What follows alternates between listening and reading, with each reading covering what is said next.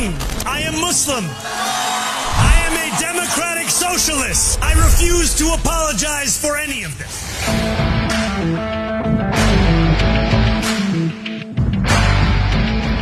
স্বপ্ন ফেরি করছেন ৩৪ বছরের আমেরিকার বামপন্থী তরুণ।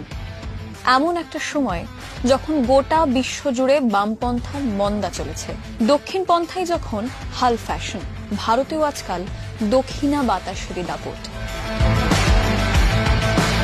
৩৪ বছর রাজ্য শাসন করার পর পশ্চিমবঙ্গের বামেদের এখনো পাতা ঝরার মরশুম। তবে লড়াইয়ে আছেন সৃজন ভট্টাচার্যরা। সাগর পাড়ের আরেক বামপন্থী তরুণের জয়কেই নতুন বসন্তের আশা দেখছেন।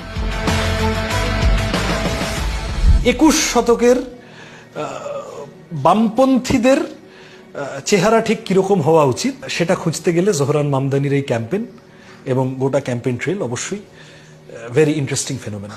এটার মধ্যে ক্লাস যেমন আছে, এটার মধ্যে একই সাথে আত্মপরিচিতির প্রশ্নটা ভীষণ জোরের সাথে অ্যাসার্ট করার ব্যাপার আছে, স্কিন কালার, ইমিগ্রেন্ট পরিচয়, এই সমস্তটা এক জায়গায় এসে দুনিয়ার নিপীড়িত মানুষ শ্রেণী শোষণ বা অন্য যে কোনো নিপীড়নের মুখোমুখি হওয়া মানুষ একজোট হচ্ছে। ভারতীয় বংশোদ্ভূত, ভারতের রাজনীতির সম্পর্কে খোঁজ খবর রাখতে ভোলেন না। 2023-এ মোদির আমেরিকা সফরের আগে নিউ ইয়র্কের এক সভায় জেলবন্দি উমর খালিদের চিঠি পড়ে শুনিয়েছিলেন মামদানি। কেমন মেয়র চাই নিউ ইয়র্কে? 2020 সালের এক পোস্টে মামদানি বলেছিলেন, কেরালার তিরুবনন্তপুরমের 21 বছর বয়সী মেয়র সিপিএম এর আরজা রাজেন্দ্রনের মতো। আমাদের দেশে এসসি, এসটি, ওবিসি, মাইনরিটি, গরিব মানুষের 75 থেকে 80% হচ্ছেন এনারা, যারা পরিচিতিগত নিপীড়নেরও অংশ। মামদানি যেরকম শ্রেণীর কথা বলছেন, ট্যাক্সি ড্রাইভারদের কথা, হাউজিং এর কথা, চাইল্ড কেয়ার ইত্যাদির কথা বলছেন, আবার এট দ্য সেম টাইম তিনি একদম দাঁড়িয়ে বলছেন যে আমি একজন ইমিগ্রেন্ট অ্যাজ অফ নাও, যে নিউ ইয়র্ক শাসন করছে।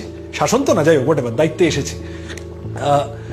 তাহলে আমরা এখান থেকে যেটা শিখতে পারি যে পরিচিতির ভিত্তিতে যে ধরনের নিপীড়নগুলো হয় তার সাথে ক্লাস কোয়েশ্চেনকে রিলেট করে অনেক বড় আন্দোলন গড়ে তোলার স্কোপ আমাদের দেশেও, আমাদের মতো দেশে বিশেষত আছে।